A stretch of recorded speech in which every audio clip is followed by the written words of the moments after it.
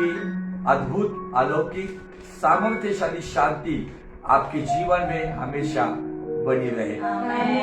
आइए अजीजों, सच में खुदावन अद्भुत है, उसका अनुग्रह हमारे लिए हर रोज का है और इस जीवितों के दम पर हम सही सलामत है, ये केवल उसका अनुग्रह है, ये केवल उसकी कृपा है। इसलिए हम लोग आज सांसें ले रहे हैं और सांसें छोड़ रहे हैं। तो आइए ज्यादा समय ना गवाते हुए चलते, जो वचन हमने चुना है नीति वचन का 3रा अध्याय और वचन 5 और 6। क्या कहता है वचन? नीति वचन 3रा अध्याय वचन 5 और 6। तू आपल्या अगदी मनापासून परमेश्वरावर भाव ठेव, आपल्याच बुद्धीवर अवलंबून राहू नको। तू आपल्या सर्व मार्गात त्याचा आदर कर, म्हणजे तो तुझा मार्गदर्शक होईल। आमेन। आमेन। तू अपनी समझ का सहारा न लेना, वरन संपूर्ण मन से यहोवा पर भरोसा रखना, उसी को स्मरण करके यहाँ से आगे सब काम करना, तब वह तेरे लिए सीधा मार्ग निकालेगा। अगर आपके लिए स्वर्गीय बाप यीशु मसीह पवित्र आत्मा की अगुवाई में अगर एक सीधा मार्ग आपके परिवार के लिए, आपके बिजनेस के लिए, आपकी नौकरी के लिए, पारिवारिक क्षेत्र में, बच्चों के एजुकेशन के क्षेत्र में, आपके करियर के क्षेत्र में, अगर आपको सच में एक नया मार्ग किसी आर्किटेक्चर के द्वारा नहीं, किसी वीआईपी व्यक्ति के द्वारा नहीं, किसी पास्टर के द्वारा भी नहीं, खुदा के द्वारा अगर आपको नया मार्ग चाहिए, तो आज से आपको एक निश्चय करना होगा। और वो निश्चय यह है कि मराठी में दिया है, अपने सब मार्गों में उसका आदर कर। हिंदी में दिया है, उसी को स्मरण करके सब काम कर। अपनी बुद्धि को स्मरण मत कर, अपने तजुर्बे को स्मरण मत कर, अपने ज्ञान, अपने बड़े कॉन्टेक्स्ट को स्मरण मत कर। अगर यीशु को स्मरण करके तू यहाँ से आगे सब काम करेगा, जिन कामों में शायद आपको कामयाबी नहीं मिली है, जहां पर आप फेल्यूर हो, जहां पर आप हारे हुए हो, जहां पे आप मायूस हो, जहां पे आप उदास हो, जहां पे आप निराश हो, जहां पे आप डिप्रेस हो या डिसअपॉइंटमेंट में हो, उन सभी बातों को अभी भुलाकर अभी केवल और केवल अपने परमेश्वर यीशु का आदर करते हुए एक नई शुरुआत करो। तब जाके बाइबल कहता है वो तेरे लिए एक नया मार्ग निकालेगा। आपकी बरकत के क्षेत्र में ना मार्ग निकालेगा, शांति के क्षेत्र में मार्ग निकालेगा, आनंद के क्षेत्र में मार्ग निकालेगा, चंगाई के क्षेत्र में मार्ग निकालेगा, आपके शिफा के क्षेत्र में मार्ग निकालेगा। आमीन। कब? जब हम उसी को स्मरण करके, और 5 वचन में दिया है कि तू अपनी बुद्धि का सहारा न लेना, वरन संपूर्ण मन से यहाँ से आगे यहोवा पर अपना भरोसा रख। बहुत सारे लोगों ने अपने ज्ञान बुद्धि का सहारा लिया, कुछ लोगों ने अपने बड़े बड़े कॉन्टेक्स्ट का सहारा लिया। मैं आपको बताना चाहता हूँ, मैं जिस शहर से बिलोंग करता हूँ, हमारे पुणे शहर में कुछ रईस लोगों ने ये जो 2020 में जब ये महामारी बढ़ रही थी, मैं उस महामारी का नाम भी लेना नहीं चाहता हूं, 2021 में उसका प्रभाव और बढ़ा। कुछ रईस लोगों ने अस्पताल में इन एडवांस बेड बुक करके रखे थे, इसलिए जरूरतमंद को बेड नहीं मिला। क्यों बेड बुक किया? कि शायद मैं आऊंगा और वहां पे एडमिट हो जाऊंगा, लेकिन उन रईसों को हॉस्पिटल नसीब नहीं हुआ, एम्बुलेंस में उन्होंने दम तोड़ दिया। लोग बड़ी बड़ी प्लान करते हैं, अपनी बुद्धि का सहारा लेते हैं, अपने कॉन्टेक्ट, अपने ज्ञान, अपनी ताकत, अपनी शान, इन सभी बातों का सहारा लेने वाले एक बड़ी संख्या इस संसार से चली गई है। और अब जिस विषय पर अध्ययन करें वो विषय है निराशाओं पर कैसे जय पाए, हाउ टू ओवरकम डिसअपॉइंटमेंट। आज कहीं ना कहीं हम निराशा में है, तो हमें आज उन निराशाओं पे जय प्राप्त करनी होगी। अब मुझे आपको बताना है कि अगर इस बात पर अगर आप जय प्राप्त करते हो ना, तो आपके ऊपर ना डर हावी होगा, ना दुख हावी होगा, ना पाप हावी होगा, ना कोई दुष्ट स्वभाव हावी होगा। क्योंकि मैंने बताया कि दुष्ट का अगर टॉप लेवल का अगर कोई हथियार होगा तो वो हथियार है निराशा। एक बार निराशा आ गई ना, तो बड़े बड़े सूरमा, बड़े बड़े विश्वास के वीर परमेश्वर को सवाल करते हैं। जो बड़ी बड़ी बातें लोगों को बताने वाले, जैसा लोगों को ब्रह्म ज्ञान देने वाले लोग, जो खुद भी जब निराश होते हैं ना, तब वो शरीर में आकर, देह में आकर आत्मिक बातों को छोड़कर वो संसारिक बातें करना शुरू करते हैं। आज इन बातों में आपको सच में डेडिकेशन करना होगा। प्रभु, परिस्थिति कुछ भी हो, लेकिन मैं संसारिक दशा में नहीं चलूंगा, तो आत्मिक दशा में चलूंगा। निराशा आती है अपनों के ऊपर दोष लगाने के लिए, निराशा आती है खुदावन पे दोष लगाने के लिए, निराशा आती है अपने आप को गिल्टी कॉन्शियस में लेके जाने के लिए। इसलिए ये निराशा ने बहुत सारे लोगों के जीवन को बर्बाद कर दिया है। इन लोगों को सही काउंसलिंग ना मिलने की वजह से ये लोग नशे के अधीन हो जाते हैं। इन लोगों को सही दिशा ना मिलने की वजह से एक गलत संगति में चले जाते हैं। ऐसे लोगों को एक सही मार्गदर्शन ना मिलने की वजह से ये फिर से उसी दुनिया में चले जाते और सभी प्रकार की बर्बादी का कारण बनते। लेकिन आज परमेश्वर के लोगों, आप कितने लोग मुझे देख रहे, मैं कभी संख्या नहीं देखता हूं। मैं आपको विशेष बताना चाहता हूं, जो देख रहे, जो देखेंगे, निराशाओं में मत रहो, निराशाओं पे जयवंत होना। और कैसे होना?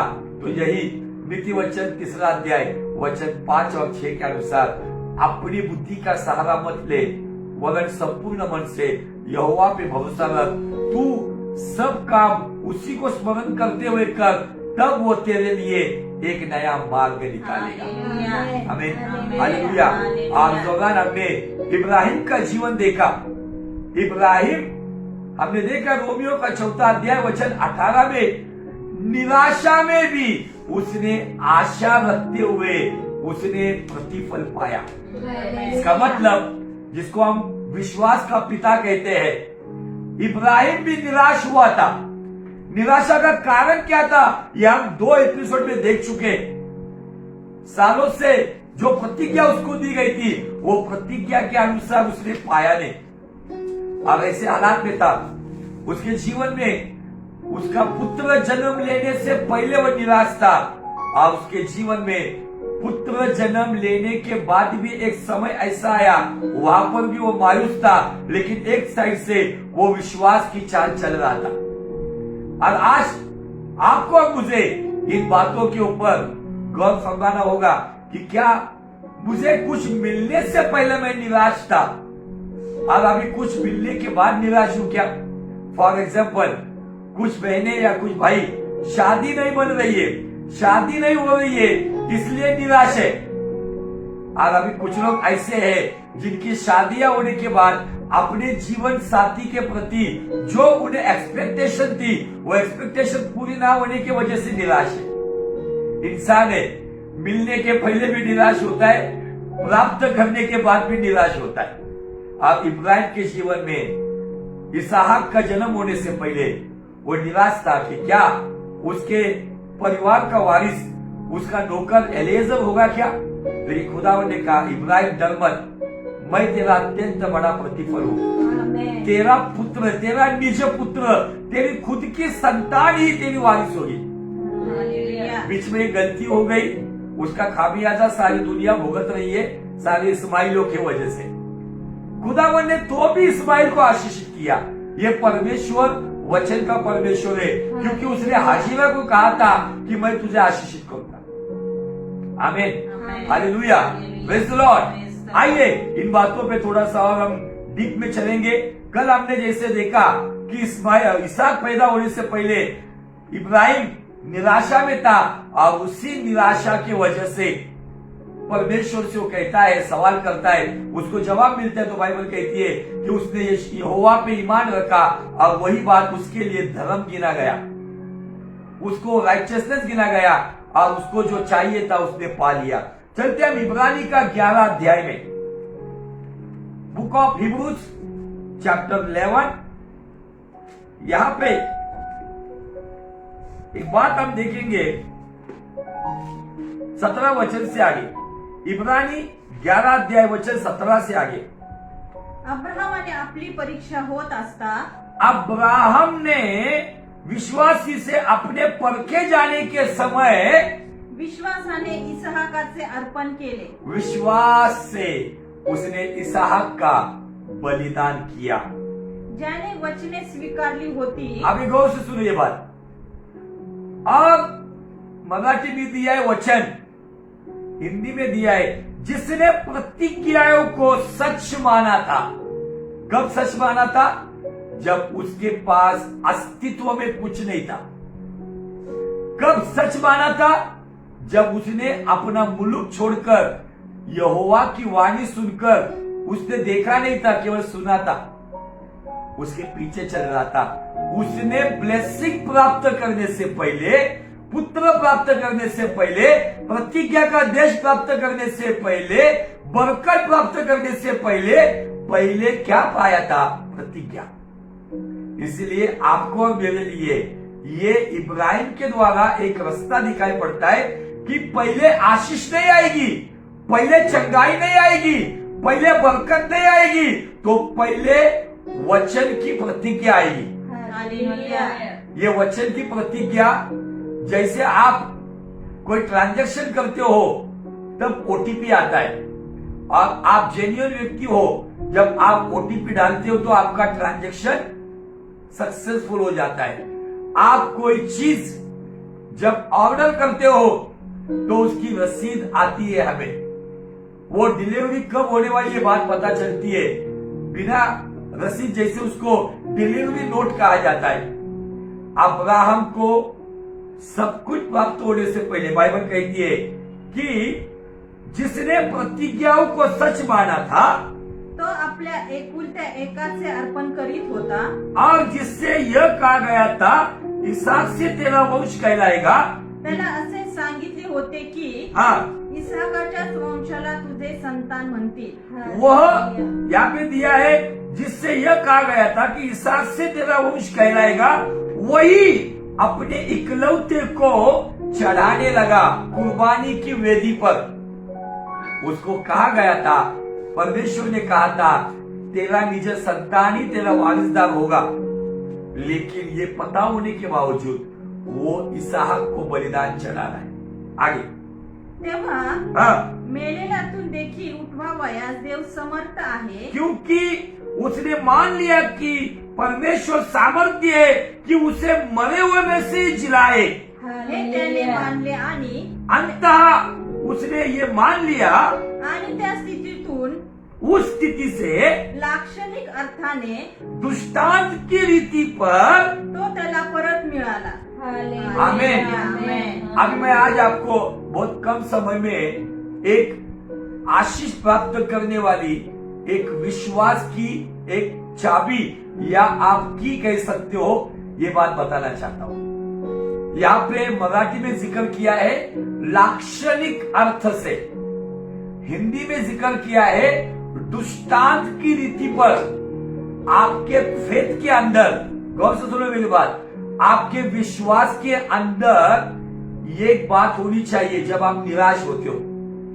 कौन सी बात? मराठी में लाक्षणिक अर्थ और हिंदी में दृष्टांतिक रीति। विश्वास में ये लाक्षणिक मतलब या दृष्टांत की रीति से हमारा फेथ होना चाहिए। क्या उसका लाक्षणिक अर्थ था? लाक्षणिक अर्थ यहाँ पे ऐसा दिया है, पढ़ो वचन फिर से मराठी में। तेव्हा तब मेलेल्यातून देखील उठवावयास, देखो उसका दृष्टांत का अर्थ या दृष्टांत का विश्वास क्या है? तब मरे हुए में से, किसका मरे हुए में से? इसहाक को मरे हुए में से उठवावयास देव समर्थ आहे।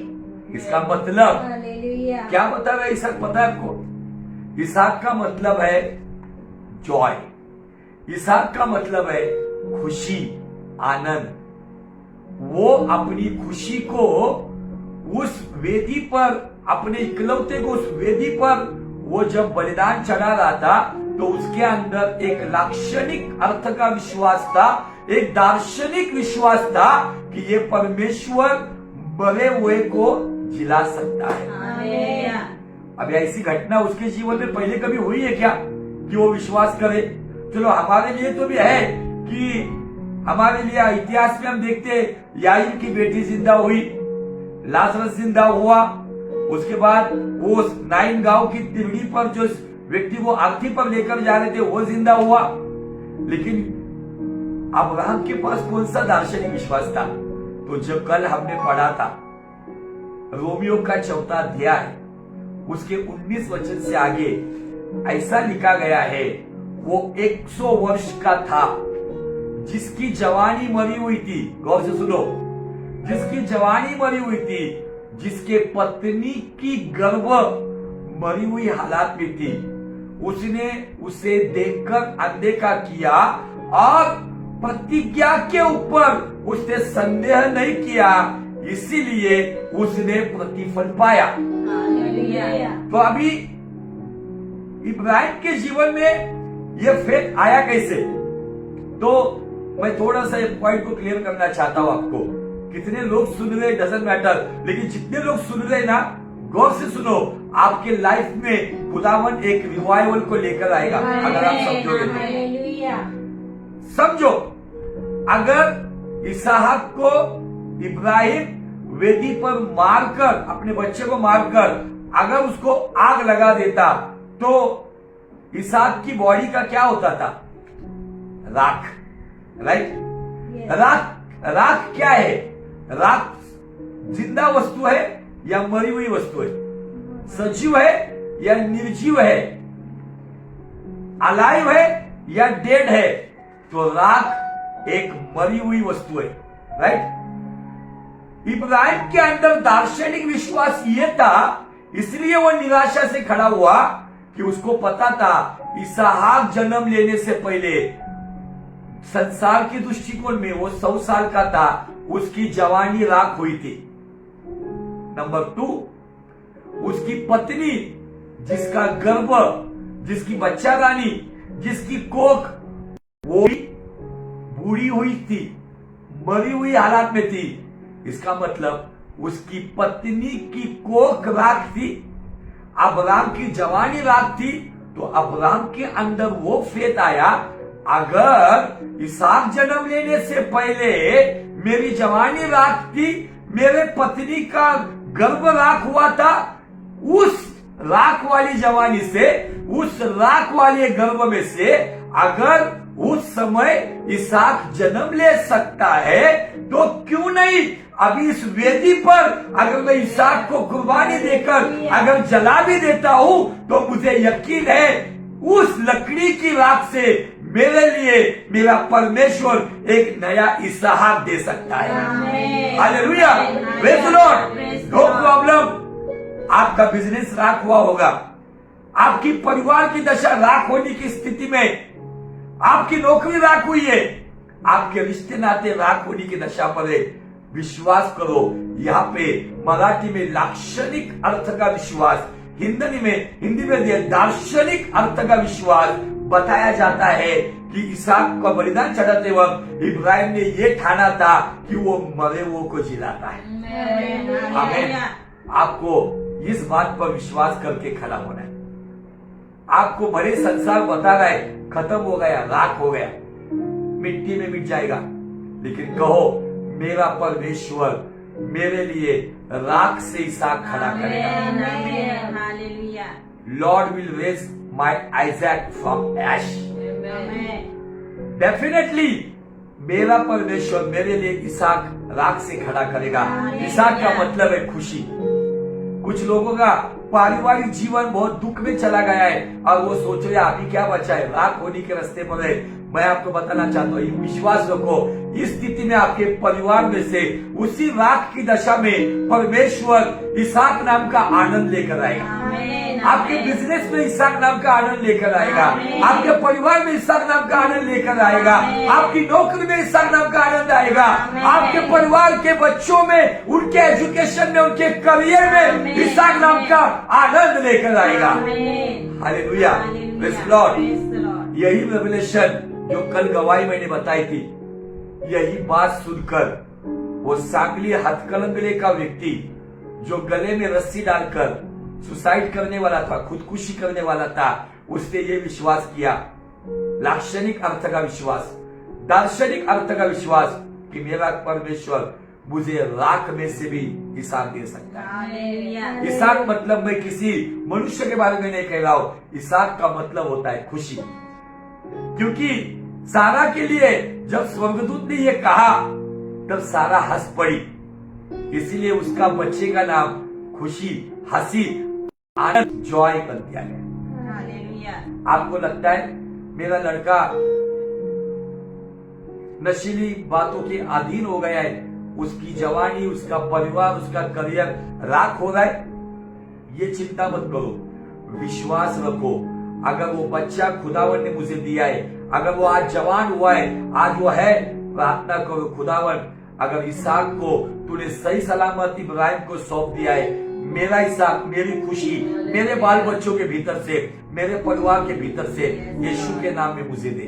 आमीन। हालेलुया। इब्राहिम, वास्तव में मेरे पास टाइम नहीं उतना बताने के लिए, इब्राहिम को जब खुदावन ने तंबू में आवाज देकर बुलाया, इब्राहिम को कहा उठ, आप अपने इकलौते बच्चे का कुर्बानी मुझे चाहिए, मैं पर्वत दिखाऊंगा, मोरिया पर्वत, उस पर्वत पर उसको बलिदान चढ़ाना।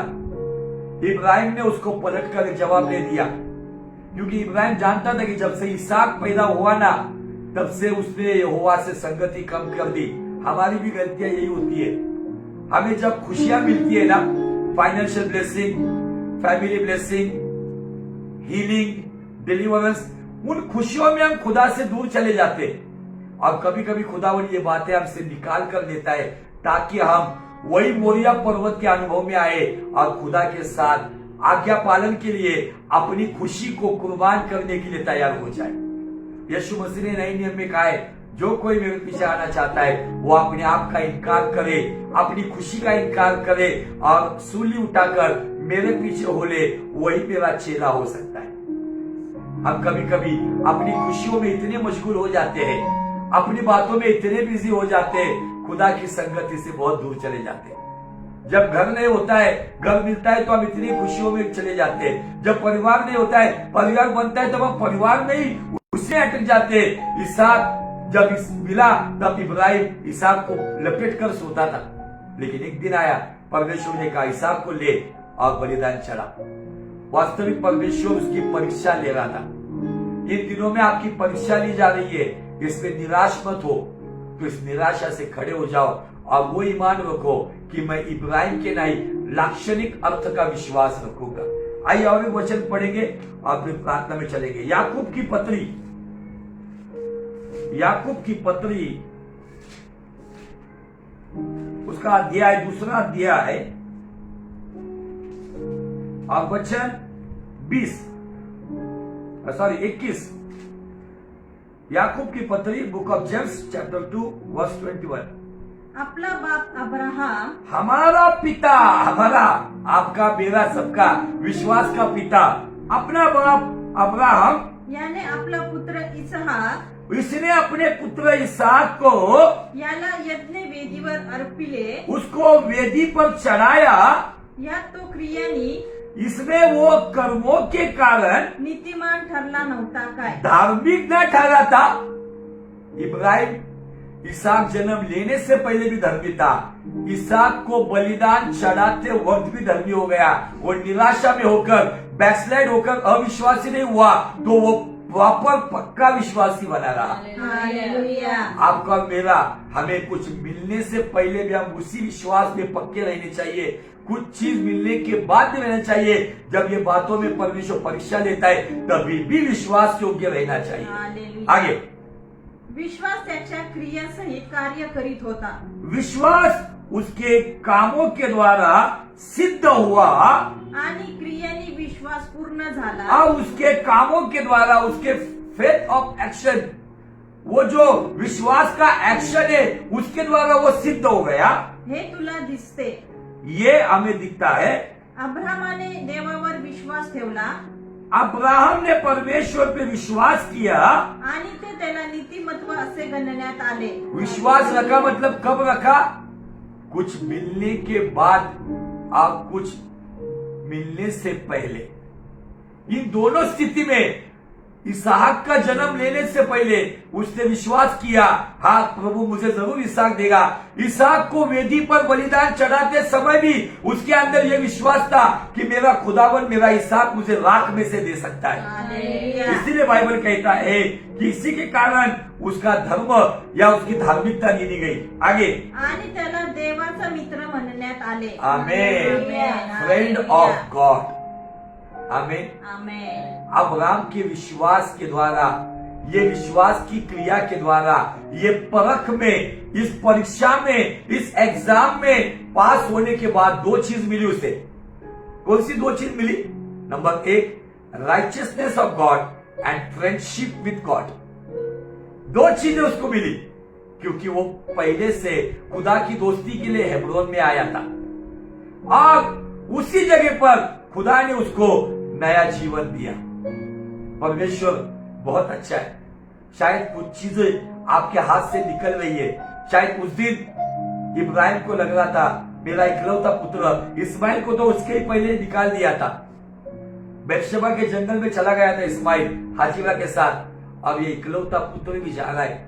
शायद उसको लग रहा था मेरे हाथ से जा रहा है, लेकिन वेदी पे चढ़ाते वक्त उसके अंदर एक दर्शन का विश्वास आया कि अगर मेरी मरी हुई जवानी, राख हुई जवानी से, मेरी पत्नी की मरी हुई कोख से, मतलब राख हुई कोख से अगर इसहाक पैदा हो सकता है तो वही परमेश्वर इस वेदी की राख से मुझे इसहाक दे सकता है। आमेन। ये विश्वास करो। हालेलुया। अगर इस ईमान से चलोगे तो आपको अब्राहम की आशीष मिलेगी। आमेन। इस विश्वास से चलोगे तो आपको अब्राहम की जैसे वो धार्मिकता और धर्म मतलब राइचियसनेस या नीतिमत्व मिलेगा।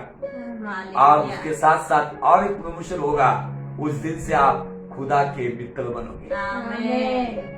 अब्राहम की विश्वास की क्रिया से, निराशाओं से उठकर जब हम खड़े होते ना, तो वही धार्मिकता हमें अब्राहम के थ्रू परमेश्वर का मित्र बनाता है। गौर से सुनो, अब्राहम के थ्रू हम परमेश्वर के मित्र बनते हैं और यीशु मसीह के थ्रू हम परमेश्वर के पुत्र बनते हैं। हालेलुया।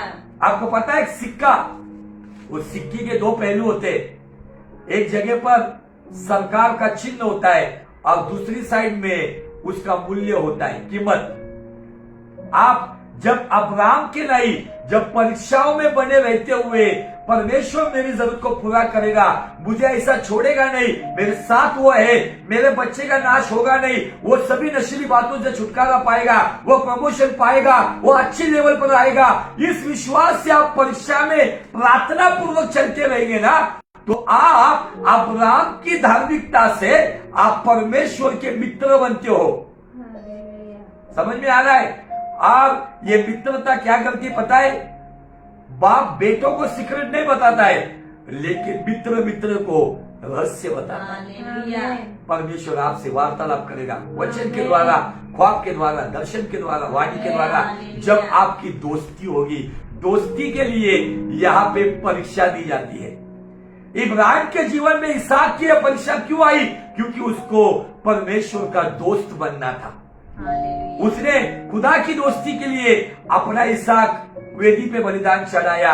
आपको भी आशीर्वाद। इसहाक का मतलब खुशी, संसार की खुशी, पति की खुशी, पत्नी की खुशी, बच्चे की खुशी, कुछ चीजों की खुशी, टीवी की खुशी, सीरियल की खुशी, इन सभी बातों को जो कुर्बान करता है वही व्यक्ति परमेश्वर का मित्र होता है। आमीन। और जो अपने पापों का अंगीकार करते हुए गुनाहों से तौबा करता है, यीशु मसीह को अपना उद्धार करता ग्रहण करता है, तो यीशु के द्वारा वो परमेश्वर का पुत्र बनता है। हालेलुया। पुत्रत्व के द्वारा हमें अधिकार मिलता है और मित्रत्व के द्वारा हमें कीमत मिलती है। हालेलुया।